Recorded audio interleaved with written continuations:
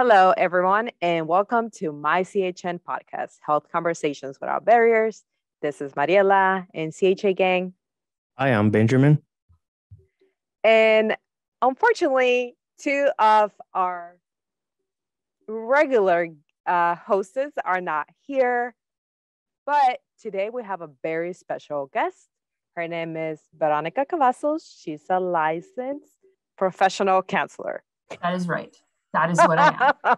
I am a licensed professional counselor. Hi, everyone. My name is Veronica Cavazos, and as Mariela said, I am a licensed professional counselor. Veronica has been practicing therapy for 7 years, and she's been with Community Health Network for 3 years. So just to give a little background of Community Health Network, we are a federally qualified health center in Brazoria, Harris, and Galveston County, and we provide all types of services starting from behavioral health, mental health, dental, psychiatry, pediatric services through medical and prenatal. And if you have any other questions, you can go to www.mychn.org. All right, but just to give a quick little recap, this is the second episode of The Worst Roommate Ever, the Netflix series. And today, Veronica is going to be our guest for Be Careful with the Quiet Ones. So thank you for being here, Veronica. Thank you for having me. I'm so excited for this opportunity. All right, everyone. So we're going to start with the story. So the second episode starts with a woman calling 911 from Orange County Police Department. And this was on April 21st, 2013. So the woman starts kind of telling the 911 operator that she talked to her roommate and he's going to move out, but she's scared of him. And then she starts crying. And then as the operator, which is a woman, starts asking him some questions like, what's your name? It cuts off. Then we see the news saying an Army veteran and a Cal State Fullerton student from Orange County has disappeared. And we find out that her name is Maribel Ramos, and they're investigating as a missing persons case with suspicious circumstances. And I'm just going to say Maribel was very beautiful. Like, you know, her pictures, everything about her. She was a very, you could tell she had a lot of charisma. Then we meet Detective Joey Ramirez. He's a retired police officer detective of Orange County. And he says that the town is very safe, you know, not a lot of serious crime. So when this happened, it kind of put everyone in alarm mode. So apparently the family, as soon as they find out, they started, you know, passing out flyers, trying to get information, letting the public know what has happened, that no one has seen her. And then we see footage of, besides the family, an older Asian guy saying that Maribel is his best friend, his only friend, a family member. And then we find out that this gentleman's name is Casey Joy. So how Maribel and Casey Joy met is because Maribel wanted a roommate, but she put an ad on Craigslist looking for a roommate for $700. And, you know, the family met him. They thought, hey, he's a little bit older than her, but, you know, they're just going to be roommates and he looks like a nice person. He's safe. Anyways, that's how they became roommates. Lucero, Maribel's sister, said there was no red flags. So both of them thought it was a good idea for him to move in. And again, because they were roommates, they were sharing a lot of time together. And because he was lonely, he said he didn't have a wife, he didn't have kids, he didn't have family. They invited him to a lot of family events. So Maribel would take him to her family events. I don't know about you guys, but I think that if I bring a guy to a family event, if my family does not know the story, that does not know that he's just my friend, they might think, is she dating him? Am I doing mental gymnastics here when I think that maybe he thought this was like a romantic thing? So I think that, you know, it's not mental gymnastics, so to speak, that he got that idea. Maribel and her family, from what I can tell, they come from a Hispanic, Latin background. And being that I am Hispanic, we are very welcoming, especially when we see people that are, lonely or maybe don't have a lot of family around. It's a very open, almost like an open door kind of thing when it comes to family.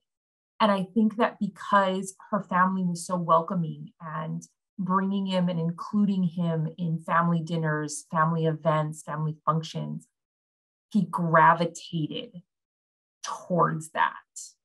So it does not surprise me that these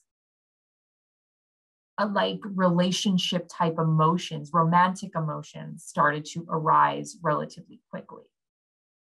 Pretty much, I was going to say something similar to that yes, she was Hispanic, and in that culture, we are pretty inviting. To a fault. Yeah. Well, yes, according to this story, definitely. I was also going to say that being that he was lonely, and eventually I guess we'll get more into that on what happened to him a little bit, although there's not a whole lot of information. I can see how he might have been developing, I guess, feelings for her, or the only one that kind of showed feelings of care towards him.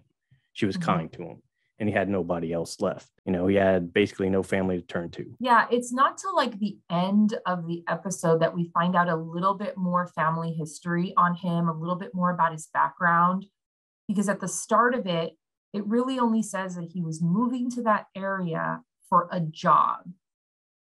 And it's okay, great. I think she had been living in Orange County for a while, or in that particular, town, city. I think the welcoming in of things is more so about the culture, the Hispanic, the Latin culture, but also hey, you're new to the area. You may not know a lot of people. You're just getting started. So you pull all those things in together, and it very much can lead to a, romantic fantasy almost, or romantic emotions in that way. And it can be very dangerous, as we see, with this episode, because if those feelings are not always reciprocated, shared, you're living with a person. And just because you're roommates doesn't mean it's platonic. And the other thing I would say, she was younger than him. She was attractive. I honestly, I saw her pictures. I said, oh, she's a good looking woman. She was young. She was active. And you could tell that she had a lot going on. She had a lot of potential. So if he found her attractive and he was lonely, and, she was very caring for him, and she would invite him out to eat, go for a walk with his dog, I could see how he started kind of romanticizing all of that. Mm-hmm. Yeah, she was a tough girl. She was in the army. She served in, I think, 2 tours. She did 2 tours in the Middle East right after 9/11. This chick was tough. She was beautiful. She was athletic. She was intelligent. She was working on her bachelor's degree. I think she had a lot really going for her. And when we listen to the interviews from her niece and from her sister, they really talk about what a positive light, what a strong and important role model, she was for that family. And so if that is what she's giving off to her immediate family, like her sister and her niece, I can only imagine, what Casey Joy was getting, from her, and, whatever nurturing or just friendly, vibes he was picking up from her, that of course he was taking, very indirectly. So it's not hard to develop these types of feelings when you're in a friendship or relationship of sorts with a person. So, when you live together with someone, roommate or otherwise, you have some sort of friendship, some sort of relationship going on. Which I'm going to say I did not know this. The detective says in every missing person case, the last person that saw that person that went missing becomes the target for an investigation, which I did not know. And that's why Casey Joy became a target for this investigation, because they lived together. Mhm. So, he comes in for interrogation, and the detective says, thank you, for coming here. Her friends and family are very worried about her. And then Casey cuts him off and says, I'm worried about her. She's my family. She's my friend. I love her. And you see the cop saying, uh-huh. So you kind of hear the cop just trying to, like, his wheels just spinning a little bit. And then he starts asking him, oh, what was the last time you saw her? He says, about 9 p.m. I went out and came back at 10 p.m. and she was gone. The detective says, where did you go for an hour? Casey said, I drove for an hour and came back. I don't know about you, but no one goes out just for a drive. What do you guys think the detective was feeling when Casey said, I only went out for a drive? That's it. I think definitely red flags went up, because that's not a solid excuse. Like you said, that sounds very phony.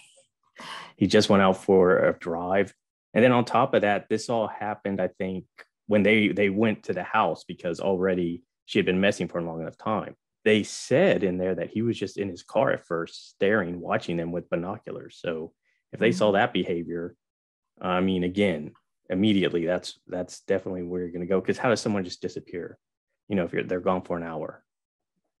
Exactly. I found it very suspicious too, that it was just very vague about, oh, I went for a drive. And typically if you're being interrogated, you want to give some information to not sound so suspicious, but then you can always give too much information and that's suspicious too. So there's so much of a fine line between the two of those things, but it's kind of like, he could have given more information about what was going on, what he was doing. Like, hey, I went to go walk my dog and, I was up and down the block, or I went for a blizzard, at Dairy Queen or something. I don't know. But I think even his body language, like when you look at his body language, it was like, when I rewatched this episode, I was like, the guy looks so smug sitting there. And I paid attention to that body language. Even when they interviewed him the second time, the body language was just so smug to me. Like, I'm innocent and you can't prove anything. I'm innocent. I've done, nothing wrong. And it was just like, yeah, a lot of red flags went up for me too, just by the way that he was communicating, and got very territorial. Like you said, Mariela, that he was saying, she's my friend. She's my best friend. She's my family. It's like that grab on that relationship type status kind of thing. Another way of putting a form of relationship there. No, I would say, going back, because you said you watched it twice. I only saw it once, but I was wondering like how he could stay so calm, especially when the newscast was there interviewing him. I mean, I thought he was just very calm about it. And maybe that's part of why you saw him being smug. I don't know. And what the funny thing is that what I liked about the episode was that it gives you like a timeline. It gives you like a day before she went missing, what was going on.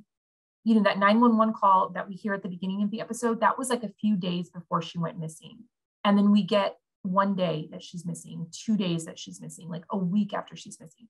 So depending on when, this happened, when all of this stuff went down, your mind can go into like hyperdrive, and you start rehearsing everything you want to say. Hey, what was I doing? I know that they're going to ask me this. I know that they're going to ask me this type of question. And sometimes we rely on podcasts, on, movies, TV shows, of what we think detectives are going to typically ask. So we rehearse those responses. So realistically, in reality, we don't know how long this guy had been rehearsing these responses, that when he gets into the interview in front of the TV reporters, in front of detectives, he's already got it, his spiel of what he wants to say, he's got it down cold. He knows, how to do it. So it helps with that, because if he has to come up with this stuff right off the bat, that's the dead giveaway that detectives are like, we can catch him in this because we know that he's lying. This didn't match. This didn't add up. Now we go into learning a little bit more about him, right? So, dear listener, if you can hear, you can tell that I have an accent. And as an immigrant, I felt for him because he had an accent. So when he was explaining things, I had empathy and sympathy for him because, again, when I get extremely nervous, it comes out and it gets very, very thick. So he bamboozled us. He tricked us. He does not have an accent. And why do you guys think he faked this? You said it yourself. You answered your own question. The sympathy, the vulnerability of that, oh, he's an immigrant and, it's obvious, or, all these things. And I think that's why he was doing that. And then, of course, one of the detectives had made a comment that it was really hard for him to follow along with what he was saying because of the accent, how he was saying certain things. He was saying that it would kind of jump around. It would kind of like nothing was adding up or connecting or making a lot of sense. And I tried, like when I listened to it the second time, I tried not looking at the television because it gives you the captions of what he's saying. I tried not looking at that to see if I could follow along, kind of like the detectives, if I could hear it. And I was like, it's jumbled. It's very jumbled. And there's sometimes where it's very clear, and then other times where it got thicker with the accent. And then lo and behold, the sister, I believe what was her name? Lucetto, right? Lucy, referred to her as Lucy. Yeah. She was like, and this accent, where did this accent come from? She's one of the people that's known him the longest. She's one of the people that's been around him a lot of times. Heard him speak in person, heard him speak on the phone. And all of a sudden he has an accent. It's like, red flag alerts, sirens blaring. Hello, what's going on here? But like you said, Mariela, that accent can make people feel like sympathy for them. And we don't want to believe that this individual who struggles in this specific way with language would be this horrible of a person. As you can tell, as we see, not always the case. Yeah, because even to me, I would say, oh my God, I don't think he's understanding what they're asking him. At the beginning, I just kept telling myself this at the beginning. I said, he's not understanding what they're asking. And later on, the detective said, we got some calls from some neighbors saying that they saw him on the news, and they were saying, why did his language went down so bad? Like, he doesn't speak this way. So the neighbors called and, they said he does not have an accent. So I also want to ask, why do you think he could not accept the pre-rejection when he called Maribel's sister, Lucy, Lucero, and said, I'm in love with your sister? Because Lucero pretty much told him, hey, you're a nice friend, you're a nice person, but you're not right for her.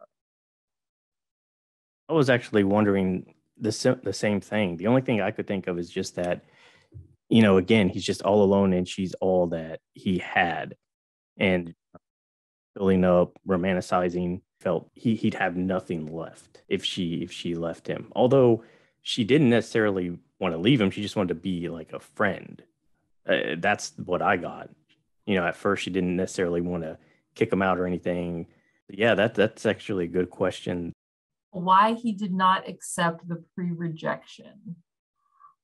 I think it's kind of like because I thought, like, why wouldn't he just go to, Maribel directly? Like, you're grown adults. But that's me. That's how I am. I'm very direct, And maybe he was kind of testing the waters a little bit, because sometimes we do that. I think I listen to so many, teenagers and young kids talk, and I hear a lot of, well, this guy that I like came up to my friend and asked my friend, if I liked him too. And so when I heard, when I was hearing Lucero talk about this, that's what it reminded me of, like a little, high school kind of thing. So he was testing the waters, like, do I have a chance with this person? And of course, when he gets a response that he doesn't like, when a person is determined, there's nothing that's going to stop us. There's nothing that's going to hold us back. It's all about getting what we want. We're not going to stop doing that. Like she asked him when things got out of hand, when things just, pursued further, when he did confront her, about his feelings, the end result was she asked him to move out. And even then, he didn't leave. Even then, he did not, end things. And so that goes to show like his pattern. If he's not getting what he wants, he's not stopping at anything until he gets it. So people don't always take rejection easily. They don't like being rejected. They don't want that. I'm going to be alone again. I've lost something else again. So it brings up feelings of like defeat or, extreme sadness. And mixed in all of that can be some anger. And when that anger erupts, it's really hard to control it. And I really think that that's what happened in this particular case, is that his anger erupted.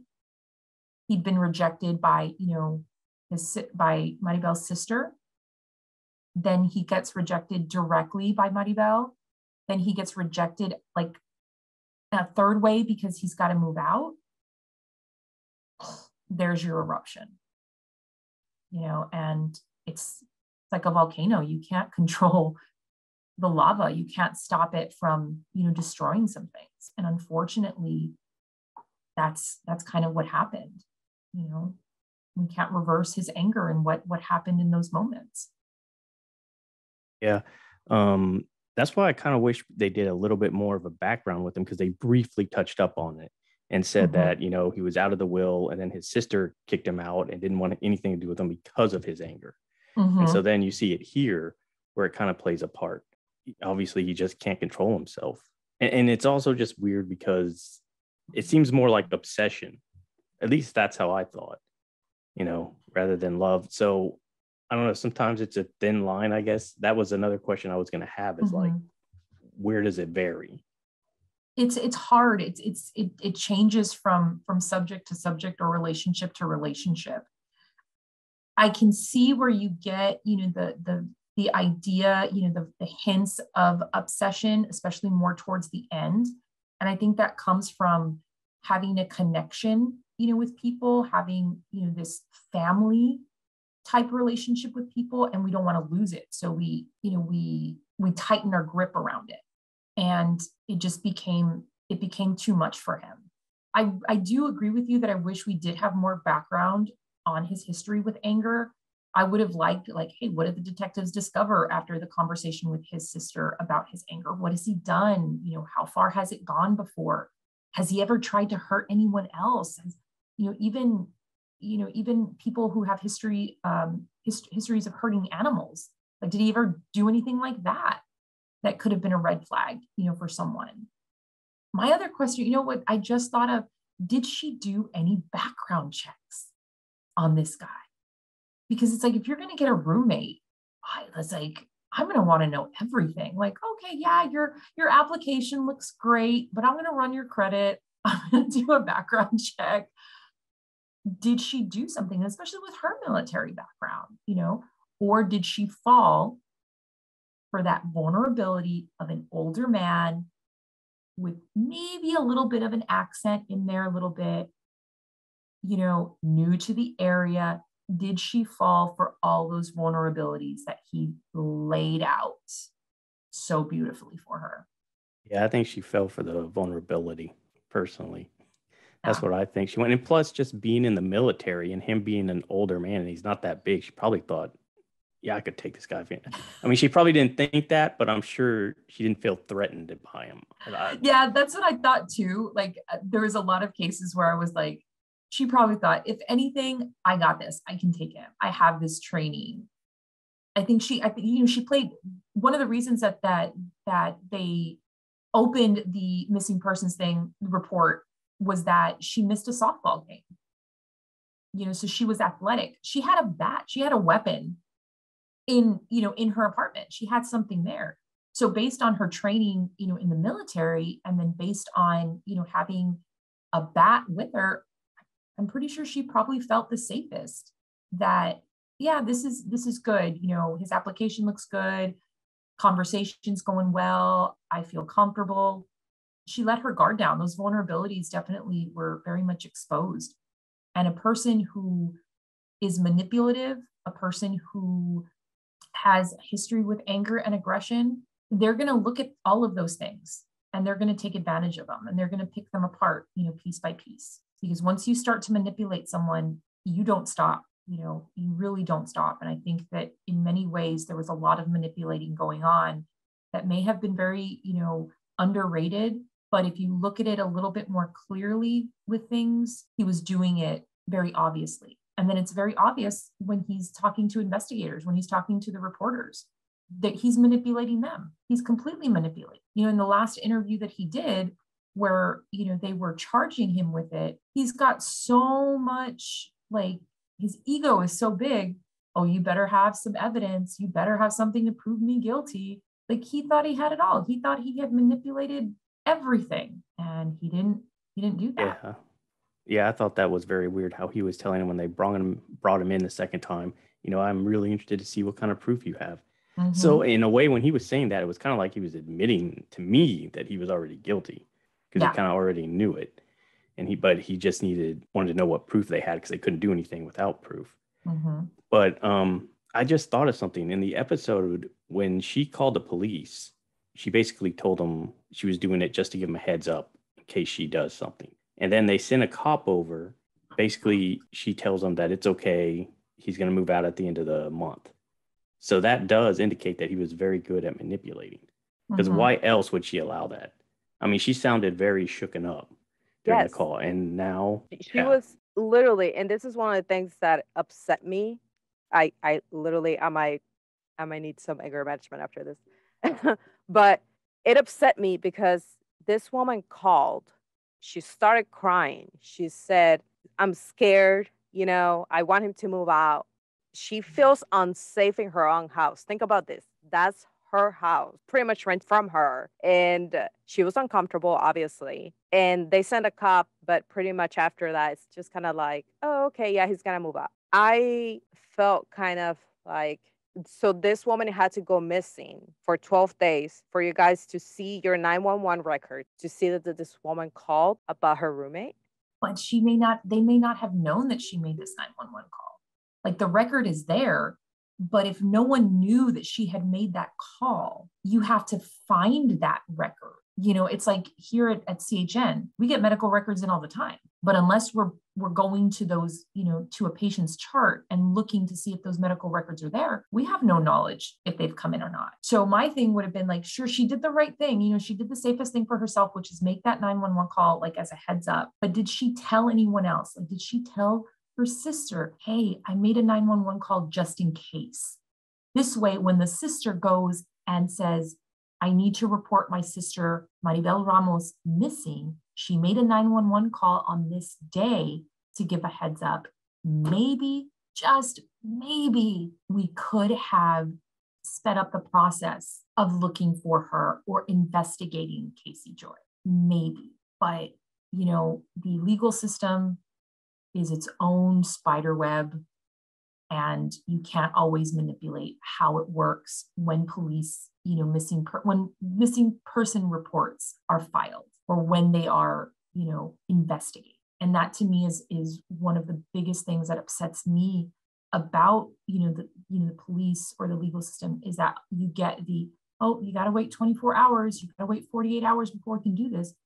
Those minutes, those seconds are precious. Now, we don't know, they didn't go into detail of where Maribel was killed and murdered. They didn't go into that.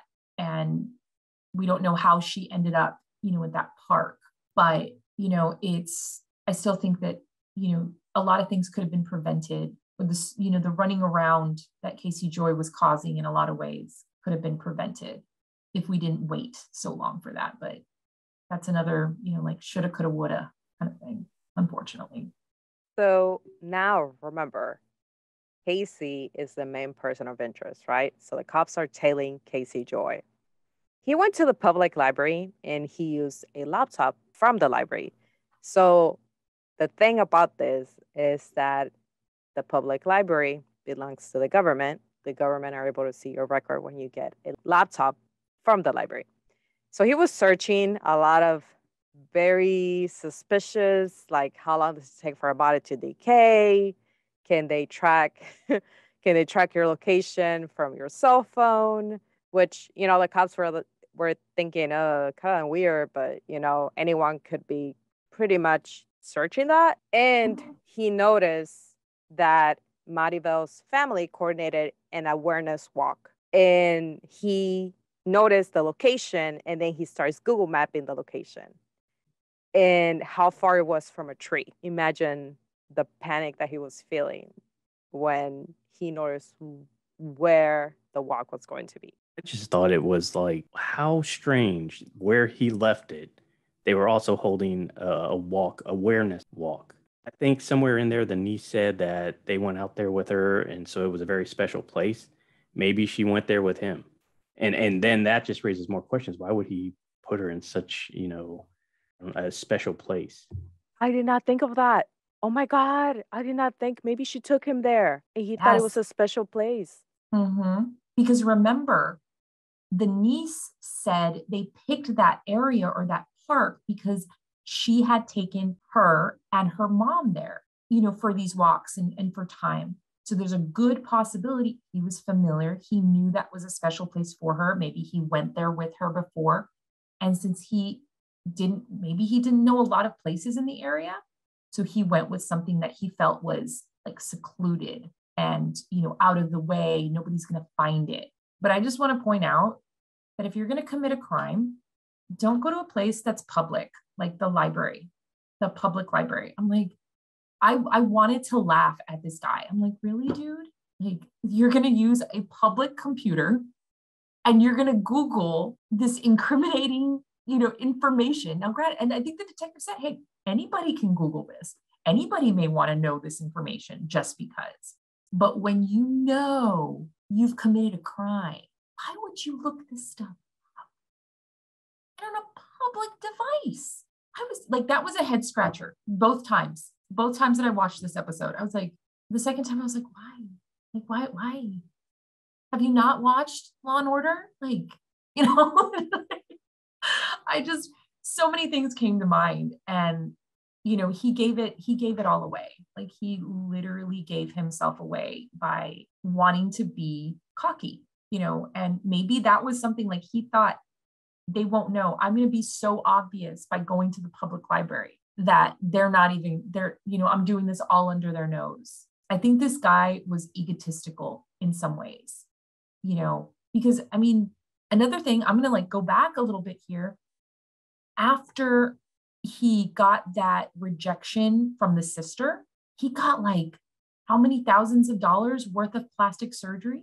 He started getting tattoos because Maribel said one time, I think he's like, oh, you look good with tattoos. He started dressing younger, talking more hipster. Exactly. I really think this guy had some egotistical, tendencies, and it kind of showed. I don't want to say it shows, but look at what he did at a public location on a public device that information can be pulled. And it's like, it just screams like ego to me, but that's just my opinion. Yeah, ego, or maybe he just wanted to get caught. They say sometimes that's the case too. True. Yeah, I was wondering why he was going to the library as well. But maybe he didn't have anything else. He doesn't have his own computer, or he doesn't have access, or... I was like, do you not have a cell phone? Like, I can't remember.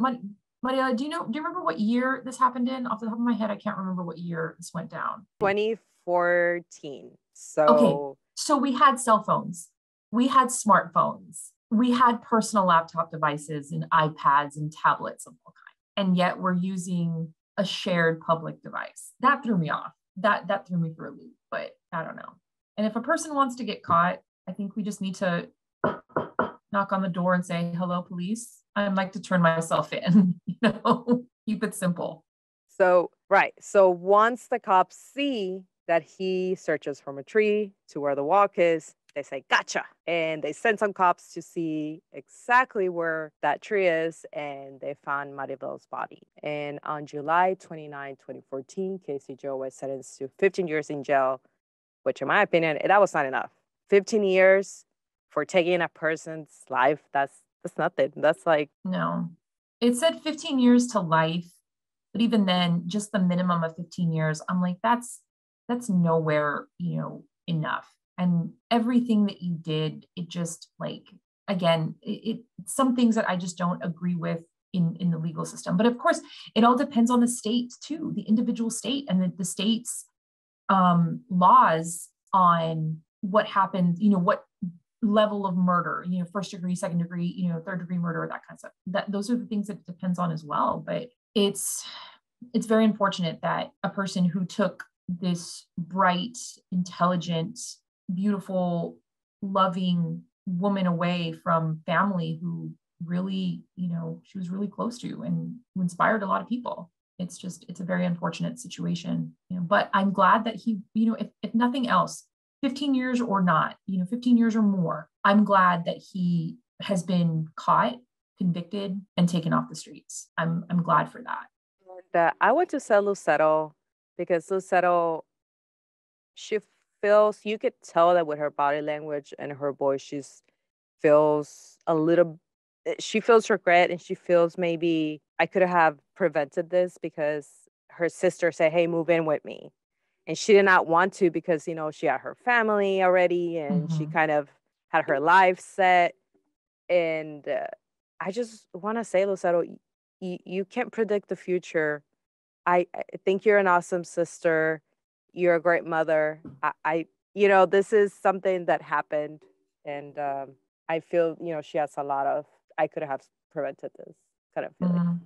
Yeah. And she says it at the end too, like, I should have just done this. And I feel for her because, living with guilt is a very, very heavy weight that is not easily taken off from someone. But she also made a comment that, she didn't feel like, and she said, this wasn't God's will at this time, but it was going to happen. Something was, going to happen. I think that's how she said it, something along those lines, which I thought was like, that's an interesting way of putting it, almost like if there's an acceptance there, a little bit. And this happened in 2013. And this, I'm going to say, like, maybe they recorded this in, last year. They filmed this last year. So there's a big gap in time that she's been able to heal and grieve and hopefully get, her own therapy, for this trauma, and continues to get help. So it's unfortunate, but hopefully, we learn from these experiences. We learn from these situations. So this has come to an end, everyone. And I just want to let everyone know that mental health is a journey. And if you would like to learn more about CHN's mental health services, you can go to mychn.org. And we have counseling, we have psychiatry, group therapy, anything you can find there. And I want to thank Veronica Cavazos. She's a great counselor, and thank you for being here. Thank you so much. I had so much fun doing this. I look forward to talking more about, other topics, other things. And yes, please, if you or anyone you may know needs help, mental health, behavioral health, therapy, counseling, psychiatry, anything like that, please reach out to us here at CHN. We'll have our information posted. You can reach us at mychn.org. Do not hesitate. I like to point out, especially when we talk about topics like this, they can be triggering for some people. It's trauma related. If you experience any of that, do not hesitate to reach out to us. We're open 7 days a week. Our phone lines are open. Please reach out to us. We're here to help. We have some great therapists on our team. Don't forget to demonstrate your love by sharing this podcast with your friends and family, or giving us a review on Spotify and iTunes. Until next time.